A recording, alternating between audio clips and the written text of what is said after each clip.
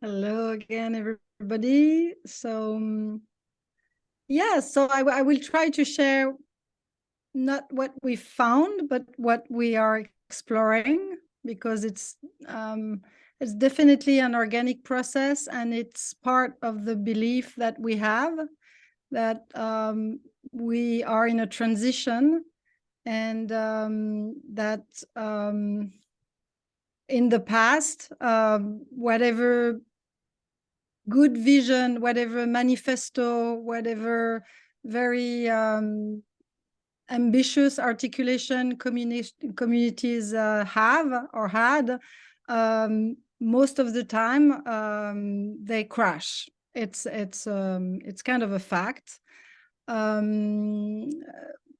When we think community, and that was mentioned before a little bit, like we think of long-term community, but actually there is a different way to be in communities. Like when you do a retreat, it's a a community for 8 days. We have to eat, we practice together, so it's a community. And there is, yes, the long term. In when we observe those kind of two communities, usually the first one is like a quite fantastic, because after 8 days of a yoga retreat or whatever retreat, you feel really a sense of a group, a sense of a collective body is building, and the joy is coming, and then you leave, and it's great, you get that, but it's usually quite difficult unless you have another practice at your home which takes over to keep the benefit from having together. The other not blind spot, but the other reality of that is like you don't have the time to get in the shadows of the group, because you just go directly in the pink cloud, and that's great, like we need that, we need some shoot. So, and the other one, as we mentioned, like there, it seems from our perspective, like it seemed that whatever our best intention, there is our conditioning in some way that is recreating beyond our best intention. And I would say even more, maybe our best intention are part of the fact that we recreate the power dynamics or the violence, like the war, basically. And maybe I can pause on that. So basically, when we observe that, we kind of decide to start from a really humble posture, to say that, well, this is a reality. The humanity is in a state that they can't live together anymore, and whatever they do, they reproduce war. They want peace and they create war. And so that's how, I guess, why the ideas of the residency came, like kind of 1 month, so long enough to have kind of the theory loop, but not too much, because that's a reality, and that was well expressed. We all crave for community, because I think it's in our humanity. We crave, we are community people ourselves. It's in us, and at the same time we have almost the atomistic DNA, which had been put over the last, I don't know, it has been accelerated definitely since World War II, but it's really there, so we have this me and this self, which is very strongly construct around individualism. And rather than fighting that, we believe that we have to integrate it. So that's a fact. We need our space, we need our moment, we need the me. But so the question we are exploring in this month's residency is like the liminal space between the collective and the private. I would say more than individualistic, like this sense of private, because we're conditioned by property. It was mentioned also, which is often a part of the power dynamics in community. And in this liminal space, we also had to reconsider what do we mean by collective, and I will speak maybe more for myself than life itself in general. I heard the word, like we heard this vocabulary like intentional community, and then we went little by conscious community, and then maybe we can go toward community of practices. And in this continuous exploration of the term of community, I think what is happening, at least here, it's like we have a sense that the main question is, how can we protect the individualism and at the same time stepping in a place where we integrate the fact that the self might be more than the me. And when I talk about liminal space, the question in my sense is, rather than trying to use tools like social technology or like a self-development technology, which are essential, but once we have that, and still, even if we continue, of course, to use them, how we can also look from the other side of the spectrum, and maybe that if we create a collective body through frame, so not through us, like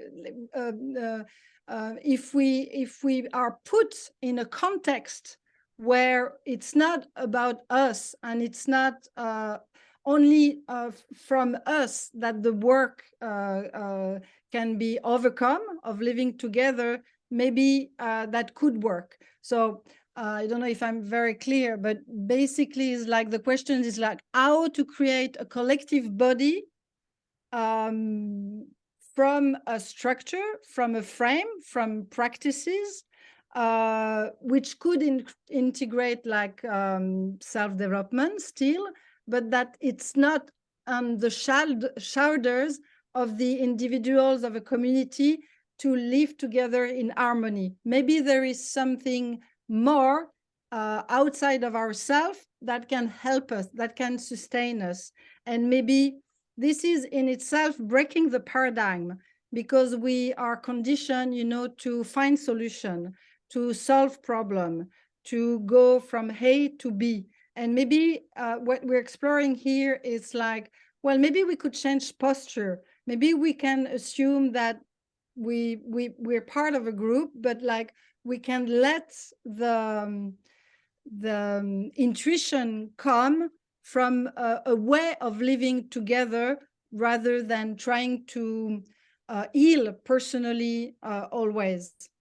So yeah, so basically there is two main things that we as a frame that we do, is like, yes, we have an ecosystem of practices where basically we cook, we do the cleaning, and there is a system where actually people can choose how they can interact, and it's I would say this is coming from the not just to have things done, but it's mostly from the fact that when we believe that when you're doing something like very physical, or when you're in a kitchen together, actually you forget a little bit about yourself, like, and you're just the act of doing things together has an effect on your brain structure.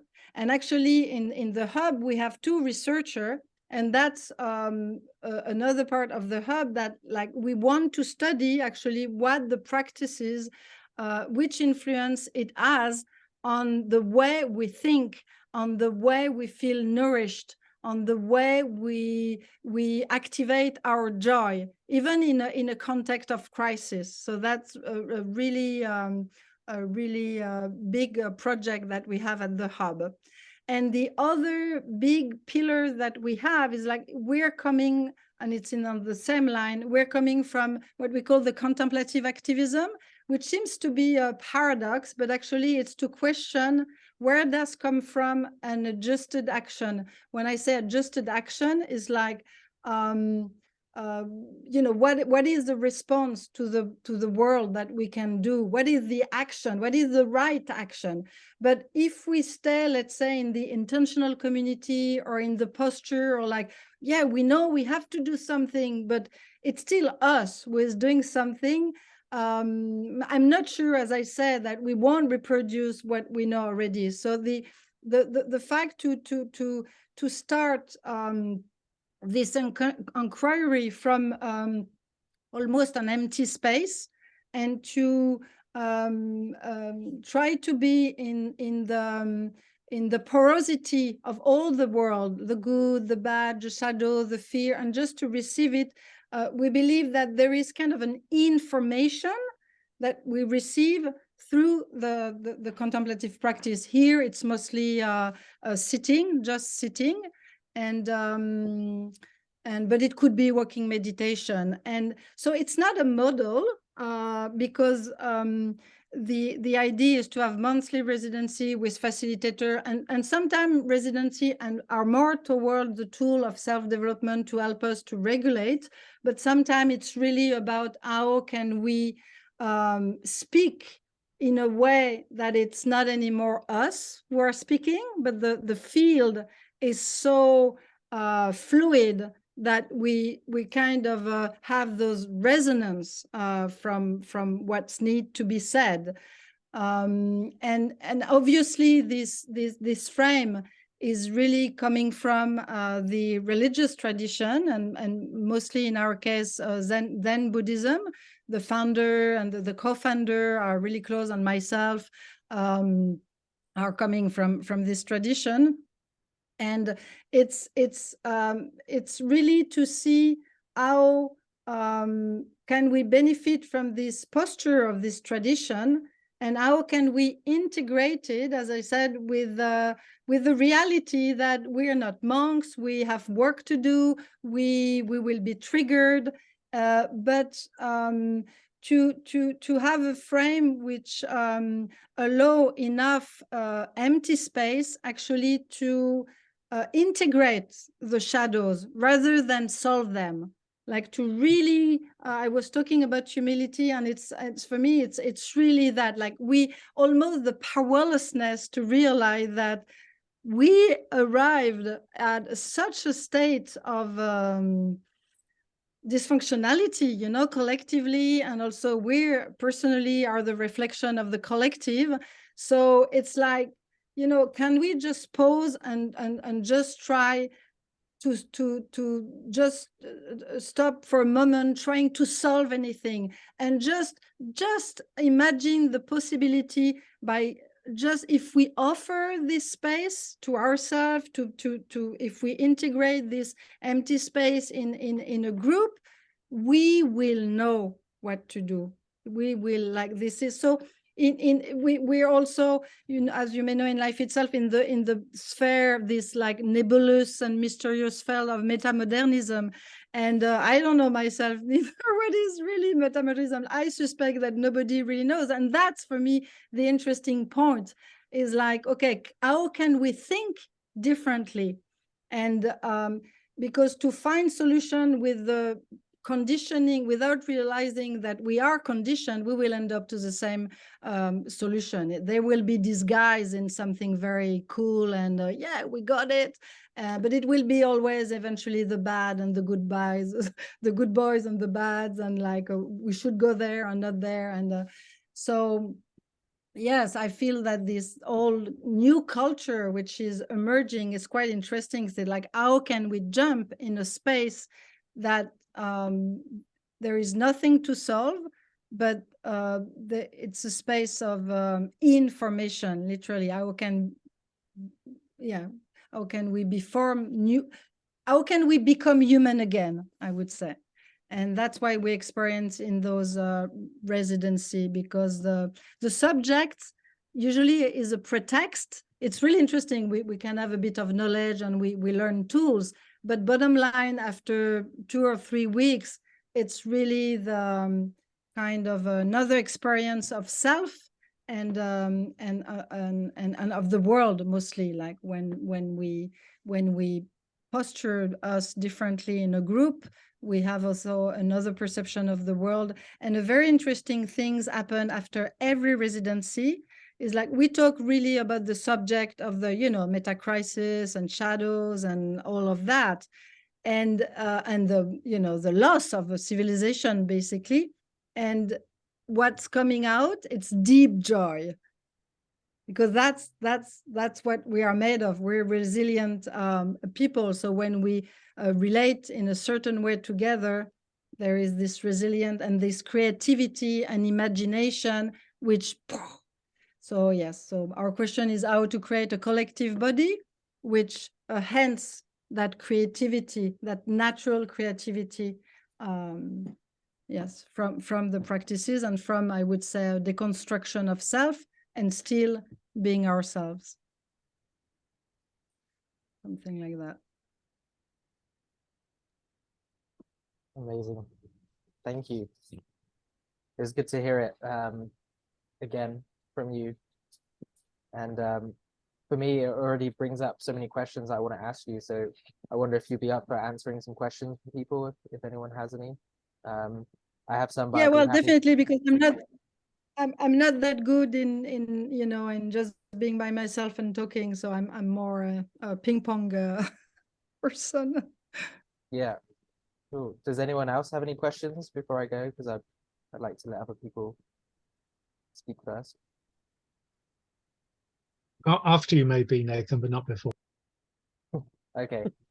Yeah, I was actually curious then, Valerie, how it is for you, because you're in the Bergerac Hub the whole time, going from residency to residency to residency. So while everyone else is having this 1 month experience in community, you are there also with some other people, more or less like Mark and Lubov, I believe. You're having that experience for an extended period of time. So how does that feel for you, having this constant change of people coming through? Yeah, it's an interesting question, because like it's rich, it's intense, it's dense, and it's great. However, actually now we're talking maybe to shift the model to longer time, where ideally people would stay for 3 months, because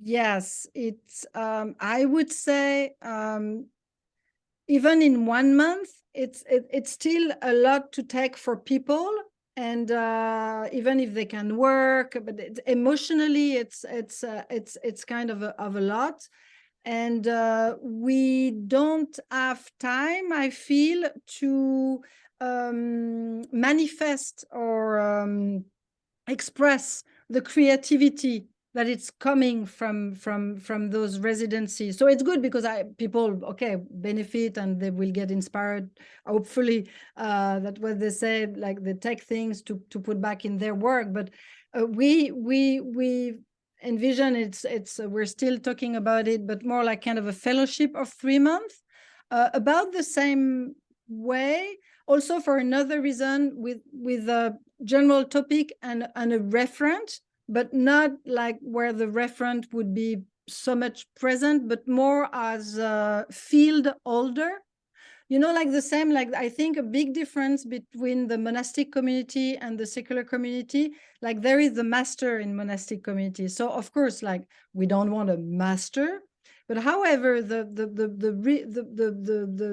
essence of the role of the master in the Zen community is really more somebody that holds you. It doesn't teach you anything. He listens to you, and he will activate your own wisdom, and we feel that the referent could have this this capacity to hold, and that people, when there is like turbulence, like kind of an eldership, we could say also. So because now we have the food guardian, we have the house guardian, and we could have the field guardian. And yeah, so the reason for the longer thing is definitely to have, maybe, you know, we could imagine if there is a subject on, I don't know, climate change, like really to bring people, because we really believe in the transdisciplinary contact, and you know, having some people who can work together really on a project, or bring a project and interest other, and have a like an artist residency, you know, they have to produce something at the end of the residency. So that's something we're exploring. And yes, because you're right, I mean, it's well, I mean, it's exciting, and but also I have to say it's difficult to create a resilience in the practices. It's coming after, I guess it's sitting really after 3 weeks, in my sense. It depends of the group, and but it depends. Yeah, it depends. But yeah, we would be interesting, and also more like monasteries, like, you know, we're talking about meta-modern monasteries, like to have people also coming from a week, but they, like now, if the people are not fitting clearly in the agenda, they can't come. So we wish more fluidity and more yeah, spaciousness and maybe freedom, and but still, if people come, they would engage in the practices. Yeah. Mm. Yeah, it's interesting to hear. I think they're trying to do that in Berlin, the Berlin hub now, right? To have a longer period of time. Yeah. So it'd be interesting to see how that's going for them. Exactly. Anyone else have some questions? Go ahead, Carolyn. I'm curious about the practices. I mean, obviously you can't go into detail about it now, but if you can give some idea about the kinds of practices and what the focus is and what the goal, the purpose. Yeah.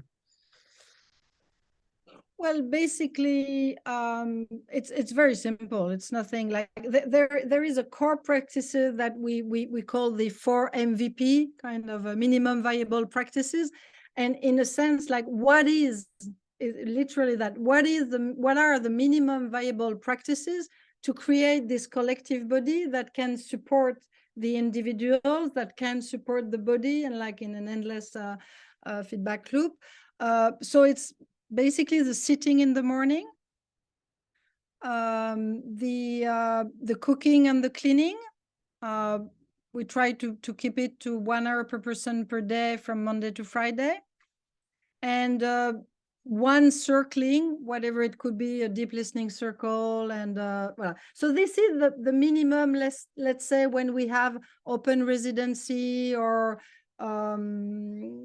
and that when there is not a training and on the top of that, so far each facilitator come where their own practices, so they kind of respect the general frame, but they can also adapt it. So now we have a lot of open spaces, we have, and then of course, as in any community, anyway, open spaces happen spontaneously, and people, you know, our massage night, chanting night, but as a Praxis hub, we could live on those minimum.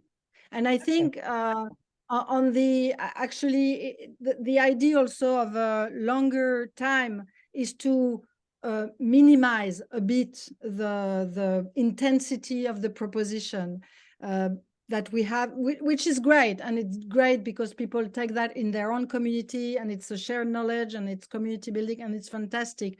But I found personally that we have a tendency to fill up all our space very quickly. So that's also another reason, like to have 3 months okay, you know, like you know, minimum, and not It getting helps to always in. settle into it. Yeah, I think it's important. At least Thank you. it's, yeah, it's something.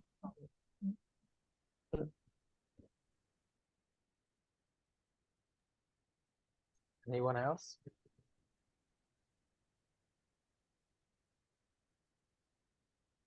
Well, I have another one, so I can go.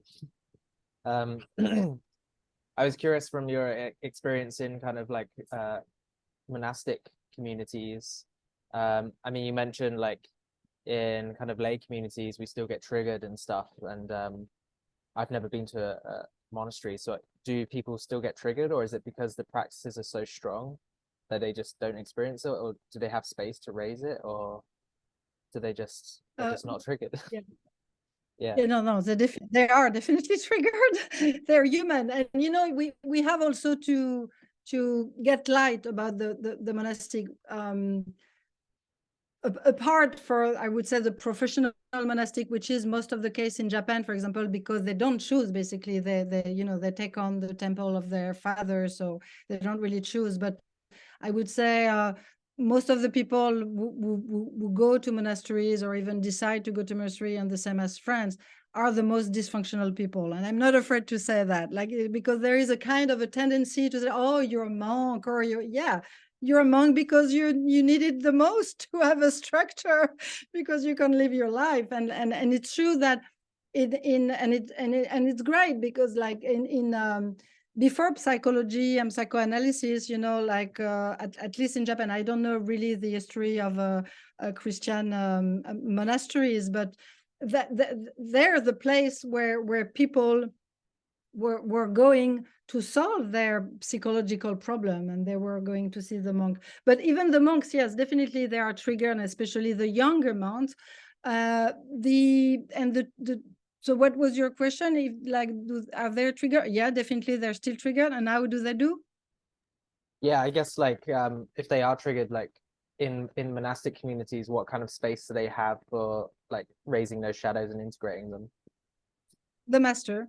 There is a regular, and is really they have like once a week what we call dokusan, which is on one-on-one master thing.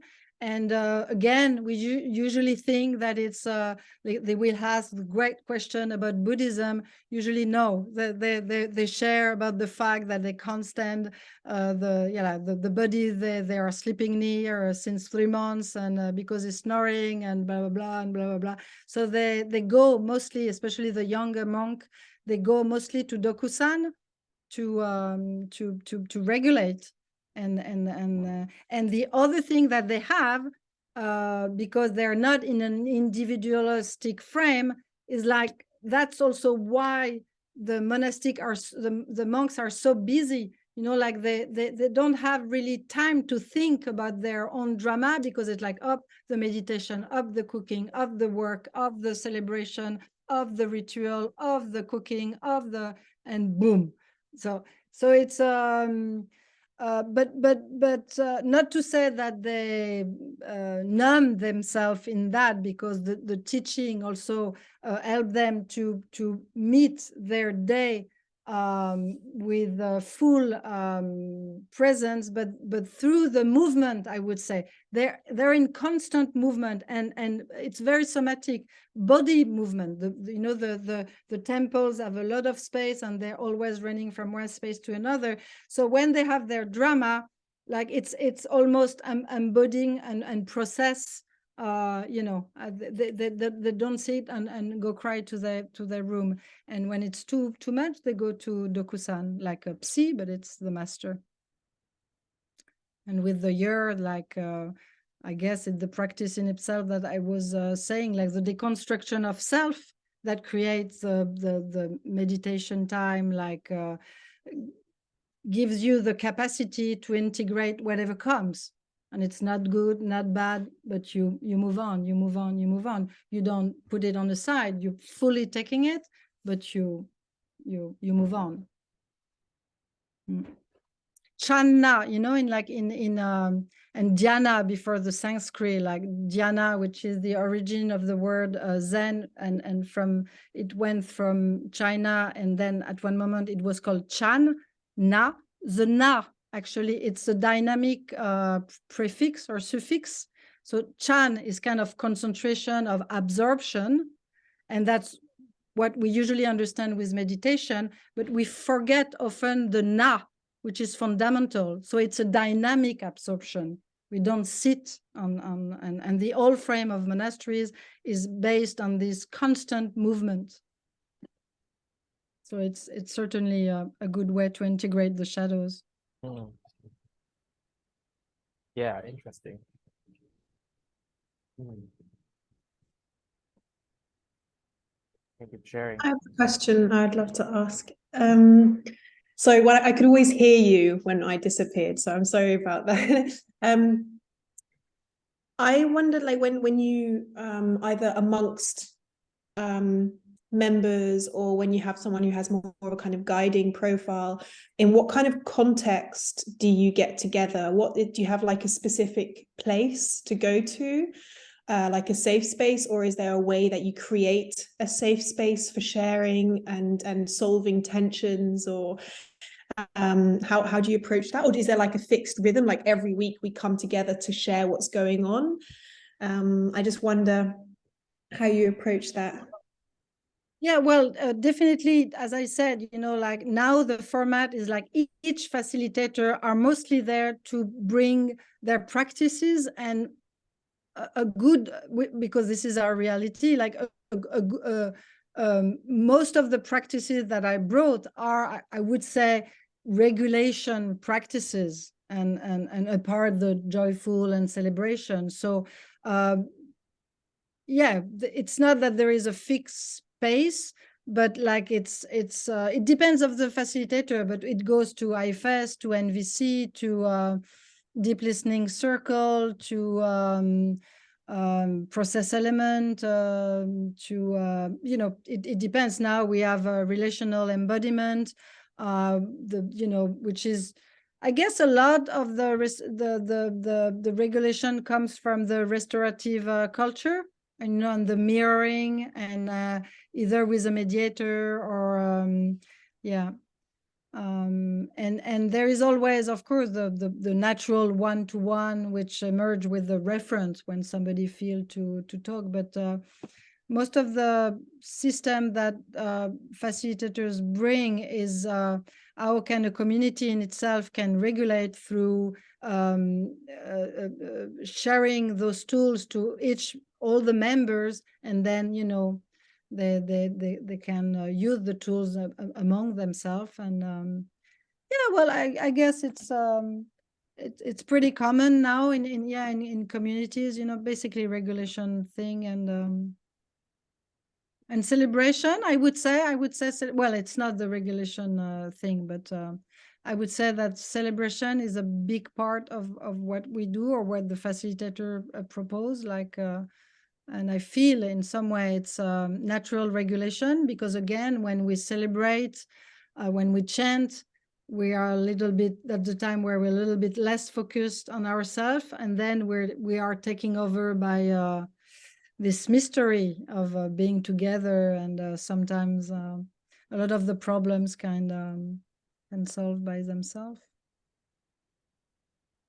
Thank you. I wanted to share as well, like I really love the practice of doing the work, like doing the washing up, doing the cooking, and one of the kind of most harmonious community experiences I've had is actually doing the vendange, where the picking of the grapes for like 2 to 3 weeks, actually not too far from Bergerac, but they're having like we were maybe like 40 people. But the experience of being in the grapevines, where you're always facing each other, but you have the grapes in between. So you have this experience of like conversation, but you're so focused on picking the grapes that you kind of forget what you are like as an individual, but more in this space of like being two people in one, which is very interesting. And also how that kind of brings out like a certain sense of vulnerability, both emotionally, but also like physically, when you know, actually picking grapes is not always easy, especially if you've been doing it for 2 weeks. And yeah, I think having that practice where you're doing something that isn't always easy for you and putting in like something, yeah, both physically and emotionally, and being able to open up about that is a kind of a gateway to more vulnerability in general. So I really like that practice. Yeah. It's thoughts. I guess my bias is like urban planning. That's what I studied. So I think about the built environment and how that factors into how we interact. And everything, I mean, nearly everything around us has been designed by someone, maybe many years ago.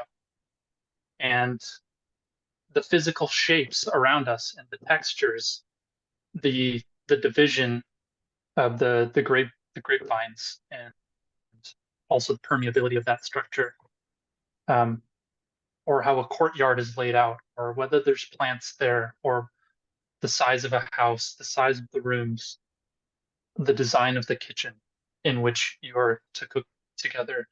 To me, when I hear everything said here, that's something that I feel hasn't been mentioned. We sometimes just assume the structures are the way they are, and we need to develop practices to be more effective in between those spaces. But part of this transition is redesigning nearly everything about our world, or rethinking the assumptions in our world. And so there's one thing, something called cultural materialism, that talks about our society is broken into three things: infrastructure, structure, and superstructure. And I think we've talked about superstructure, which is beliefs, ideologies, stories; the structures, which is institutions and rules; but the infrastructure is how we manage energy, waste, and other functions. And I just, yeah, that's what I bring to this conversation is, and something I think a lot about is, we, in some ways, we don't even need to develop stronger social systems if our environment inspires certain behavior inherently. An article by the Consilience Project that comes to mind is called "Technology is Not Values Neutral." We have encoded beliefs in our structures, and sometimes the problems are arising from just the way things are laid out. Not that it's as simple as just fixing those, but those can take some of the cognitive social load. So yeah, that's some of my thoughts. Yeah, well, totally. Actually, the two researchers that we have here are urban. One of the two is studying urban contemplative science, and I mean is teaching urban contemplative science, and it's totally related to what you say, and that's also what they study here: the way we move in the space, and the way the space. You're totally right. The way the space, and actually Bergerac, it's quite interesting because it's three little things. There is a garden, there is a kitchen, there is a dining room, there is a lounge room, and we totally believe, even if it's not ideal because we didn't design it, but there is the stair, there is double stairs. So basically it's a place where you maximize the contact. You know, it's not like one. And in this, it's almost like the choreography that the space allows totally contributes to the, I don't know what, the well-being, or I don't know, but it affects, and we can see that you're totally right. Like sometimes people forget that the building is 100% part of the experience. Totally. We're very conscious about that. And actually, in our onboarding, we usually mention the building as a being, as a part of the experience. And people totally, no, you're totally right. I totally agree. And also, I guess that's definitely been considered when you look at kind of monastic temples and like monasteries and stuff. The way that they're designed is definitely to kind of maximize the experience that they're having there. Like, yes, the circles or like spaces to walk around. Yeah, and I can add to that, like being a house sitter, you know, we travel from house to house, and the profound changes in emotional and mental well-being depending on the type of house, and in particularly the amount of lights, whether we see the sunlight first thing in the morning or not. I remember we had this experience in New Zealand where it was like a natural build home, but like a earth covered home. So there was only light coming in from one side, and our bed was like down in the back. And the experience of not waking up with light in our eyes made us sleep more. Like that was just a natural process. So actually we became very emotionally changed because of this hardship of getting out of bed. We felt less energetic. We felt like hibernating, I guess. Yeah, so definitely resonate with that. I also love this term desire lines, which you may have heard of, which is like, even if you have like in an urban planning situation, people will build paths for people to walk on, but then certain people will not walk on them because they're like, okay, I need to get from A to B, so I'm just going to walk across this lawn. And then what you find is that there becomes a path there because many people are doing it, and that's called a desire line, where it's opposite to what has been planned, but people do it because it makes sense. And I think it was UC Berkeley maybe that changed all of their pathways around one of their buildings to match the desire lines that had been created by the students, which I thought was really, interesting and cool.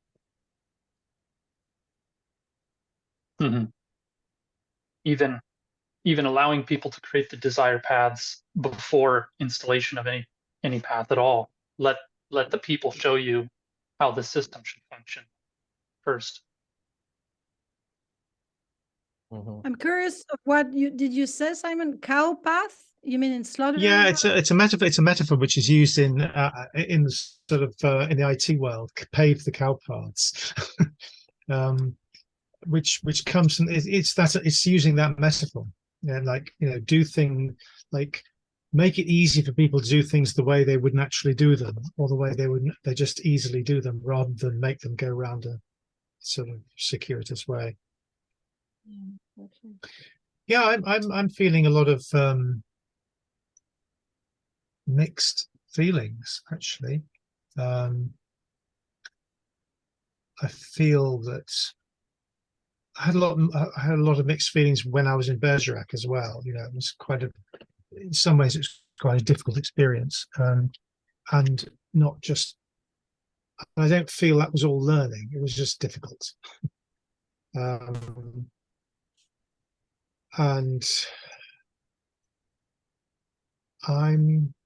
I think part of that,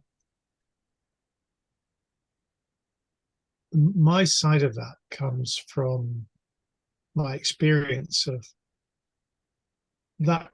If a community feels too much like school, like boarding school, then it brings up the wrong vibes for me. And I think one of the interesting things about boarding school for me was that it was a place where there was no warmth and intimacy at all. So one of the things that I really value in a kind of collective experience, in a residential experience, is more of a kind of more of a working in that dimension to human well-being, I suppose. Yeah, working in that dimension. And I think I got a glimpse of it. I've only been to Tamara for a week on introduction, but I didn't really have any terribly intimate experiences of that during the week. So, although I really like the philosophy behind that. And one of the reasons why I didn't well, you know, when I was in Bergerac, I visited. We did a quick trip to Plum Village for a morning, one Sunday morning. So we saw Plum Village, at least. Had lunch there. Listened to the talk and had lunch. And I was feeling, yeah, this is really interesting and really nice, but I couldn't live here. It's not, you know, it's not. It doesn't do it for me. And I'm wondering if that's part of the same kind of. Yeah, I wonder if that's part of the same sort of thing. I wonder. The same sort of feeling of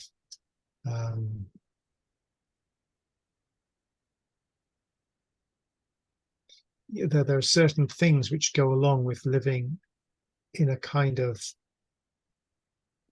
quasi-institutional way, where everything is sort of timetabled and set out, and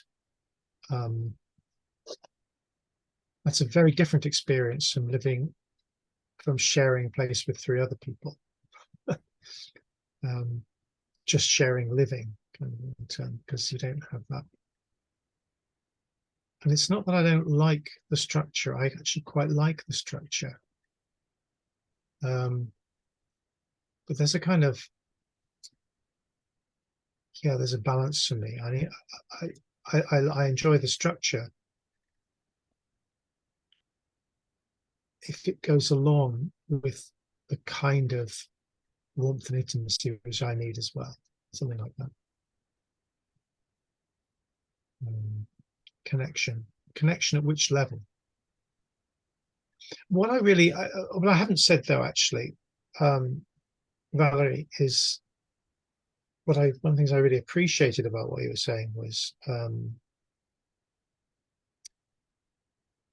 this sort of like coming back from this, everything's the individual responsibility. You've got to do your own work first and all that kind of stuff. And I think that's really, that's something which I like to hold on to. And it's you know, there is actually there is a causal power in the collective. If it's actually if in the collective there is a real mutual care, yeah,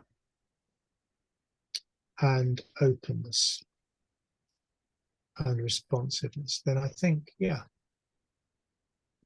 But I didn't get that at Bergerac. I was sort of like, I had lots of stuff projected onto me, and I didn't enjoy that. Well, if you allow me to reframe, you went to one of the residencies in Bergerac, you know, like, of course it depends of then. Oh, totally. Totally. It wasn't Bergerac's problem. It was it was that residency in November. And your experience in this specific residency, which totally. Yes. Yes, sorry for not making that clear. There's no nothing to do with Bergerac and the setup there at all. Not at all. No. So what I'm hearing there is like you require a certain level of intimacy, but also like a certain level of kind of inclusivity or accessibility, that everyone is kind of showing up with a certain level of intimacy together, would you say?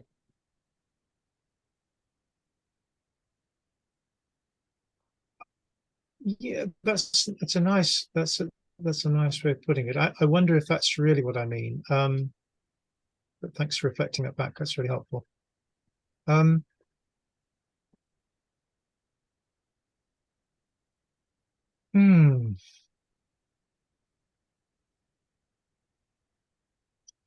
mean, just from the personal perspective, just going back to the very personal sort of like personal perspective, if there isn't a sort of emotional warmth there, then I can feel very kicked back into some very unpleasant sort of memory, sort of triggered back, if you like, into some very unpleasant sort of memory patterns.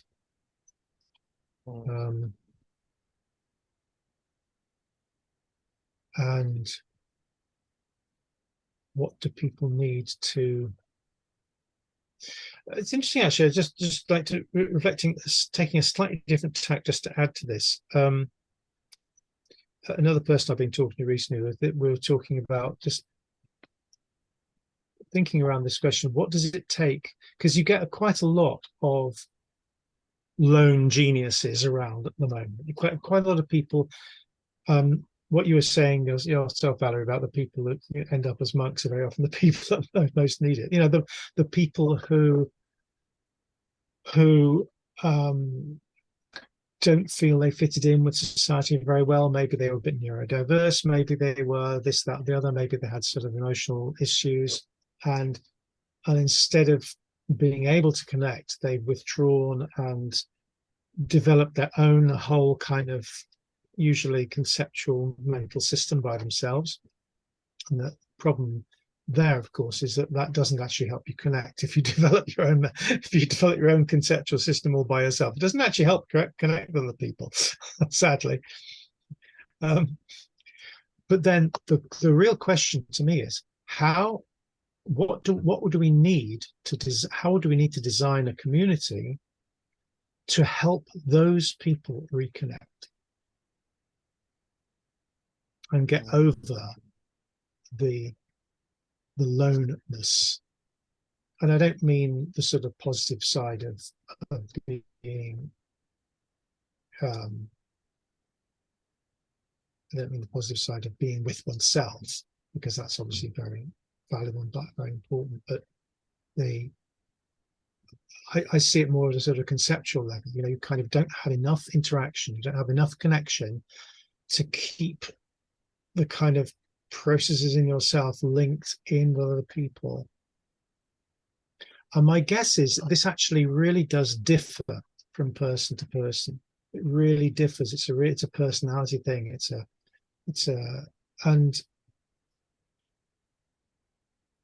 And it's a bit like school. I was reading a bit about school and homeschooling today. I'm thinking, school actually works for some people. What? It actually works for some people? Yeah, I mean, some children seem to get on okay in school, amazingly. But some children just, they cannot, it's a very, very damaging experience for some children. Yeah, but I think you're right. Like it seemed that when we talk about community building, we want to find the system which works, which is a complete illusion. And for example, what we are aiming, and it might be politically incorrect to say that nowadays, it's not a radical inclusivity. We're very clear on that because we learned we're not equipped, for example, to do what you're saying. And there is a big need for people who have so much baggage to go in a community where, let's say, it's a lot about self-development, it's a lot about the tools that I was mentioning, and there could be other community where actually the strategy is to engage and you don't know what you will get. So it requires, I would say, that you have done some maybe personal introspection previously, and to get in those spaces, for example, and there would be some other spaces where you will explore only intimacy, and that will require certainly. So I don't believe there is one system, but I believe that it's very, very, very, very important that the people who propose a vision or who propose a space are very clear on what they propose. And it's not that easy because we are all in the radical inclusivity. This is our mantra now. And I feel it's a huge blind spot. It's a huge blind spot. It makes sense. Yeah, because as you said, people are different. People will be triggered different. People will you will ask them the clock and they will take it personally, like because that's their space. So you shouldn't bring them in a space where you're not equipped and then in another space. So yeah. It's very important what you said, that we're all different, and so there is a need for different spaces, and there is different spaces, or differently responsive spaces, and I think you're absolutely right about making sure that the people understand what they're coming to and are selected so that they're going to fit in to a certain extent. I think that's really important. And then definitely the question is, how do you, and I do want to make sure that people don't see this as a more or less thing. Oh, you haven't done enough personal development. No, absolutely not. It's just that different people actually have different needs. But I think it is sometimes seen that way, actually. It is sometimes seen, oh, you haven't dealt with your stuff. You know, you can't work here because you haven't dealt with your stuff. Nah, I've dealt with different stuff to you, but I've still dealt with stuff, but it's just doesn't happen to be the same stuff. And then, to me, the really interesting possibility emerges of actually linking up different communities. Wow, that's the vision. That definitely the vision is the network of community. It's not one community, and actually it's like we're all nomadic. We're all traumatized by staying in place forever. We don't want to engage. We have the traumatized and engagement thing. So yeah, totally. Like it's to have a network of community, and you go there 3 months, you go there 1 year, you go there 1 week, well, and then you but I mean, but equally, well, not just a network communities in order to go around and have different things, but network communities because where you can say to somebody, okay, well, if you don't feel completely comfortable here, we will learn enough about you to recommend you. I think you'd feel much more comfortable in that one, or this one, or that one. And I think, and this goes back to Plum Village. Some people will be really happy joining a Buddhist monastery, great. And some people will not be happy. Some people will be happy. No, I don't want to say joining the army, but I mean, that's a bit extreme. yes, I know. But yeah. So how can we then kind of coordinate and differentiate and specialize a network of communities? What would we need to set that up, Valerie? I mean, it's a nice idea that and I'm really glad that there is that vision in life itself. What would we have to do to set it up? I think personally, and it's not only us, all community projects have a really strong work to do on the definition of what they can, what they can't, what they are really proposing to people. It has to be very clear, because what I feel now is like everybody wants about the same thing. We want to have a regenerative way. We want to exactly love each other, and then you have different level of trauma, different so we have to be, I guess it comes from the people who create communities. They really have to do a deep vision work, deep listening work of actually not even what they want, but what the space they're exploring together call them to do. I feel it's a reverse. What we're doing actually now is that we're not writing a vision for the next model. We're really sitting deeply. What is this hub is calling us to be? What does it want us to build? And I really believe in this sense of difference of posture. And from that, I really believe that a lot of clarity will happen and a lot of difference, a lot of variety of community, if the founders just shut up and listen deeply. But do you think also maybe though, as well as listening deeply in themselves, do you think listening deeply to each other? So in other words, not just shutting up. I think that would, I see that as helping. Yeah, no, I was a bit extreme, but of course, doing that collectively. It's not like, for example, we're 3 here with Liam, 4, and Rufus on and off. It's mean like listening deeply collectively, like but not collectively inside within the group, but also collectively to the other communities who you want to kind of network with, and because it's only, as I see it, it's only with that kind of really deep listening across community listening, that you can actually I would go start to further. differentiate. I would go further. For me, this is almost too utilitarist, or like too goal oriented. It's now what we're doing is really listening to the world. What is the world want us to do here? It's really trying to get in the meta crisis, in the invisible, in the ancestors, and to really open us and really listen and see what it comes, you know. And there is a chance when you do that by yourself, there is strong chance that you'll come up with you know, what your brain is telling you, and the voice of God or whatever. But Well, I mean, what your that, own body's telling you too, you know, what your own history's telling you. You design your own exactly. healing narrative. But exactly, but when you do that in a group like this, those deep listening resonance circle, it's pretty amazing. There's kind of a collective wisdom coming out Oh, of I've it. had plenty of experience of that. Yeah, certainly. Yeah, but it's a question of doing that in the living community. That's quite a challenge. Guys, I'm gonna take a pause here. We're coming to the end of the hour and a half. I should be going. Yeah, that's right. Yeah, but no, it's been a great conversation, and I think we could probably go on forever talking about this. And I actually really liked your proposition, Simon, about this question, like how do we create that?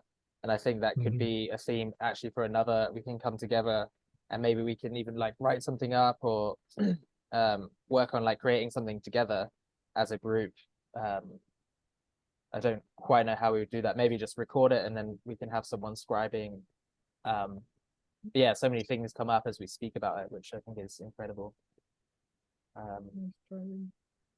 But yeah, if you're a communication person, you know, potentially part of your brief is to link to other people, link to other communities.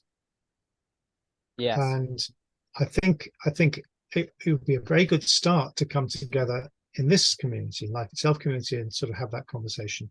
But how can we also, and I think lots of people have tried to do this just once or twice, but not really got it, not really consolidated it. How can we bring together, say, one or two people from a number of different established communities and actually and do the kind of not, and there's a huge difference here, because I think there's an urge, we're all doing the same thing, so we all need to converge. No, absolutely not. We're all doing the same thing, and that's why we're all aiming at the same big urge into our own different ways of our own different contributions, just as different team members come together with different abilities and different talents. Yeah. So different communities need to come together with different abilities and different talents. Yeah, for sure. Yeah, and I think one thing that springs to mind is like having like some parameters, because you're saying like different communities will have different things, and if we're able to direct someone being like, oh, maybe this is more for you, what are those parameters are we looking at? Can we build like a graph which shows like a scale of like what that community is like versus this community, which I believe is what Mark and Lubov also kind of work on at the moment. So hopefully we can hear from them in a future call as well. Yeah. That would be great. They have so much to say, and they're so they're great. I've talked to them a bit in the research group as well, so that's interesting. Good. Well, thank you, Valerie, for presenting, and everyone for sharing and discussing.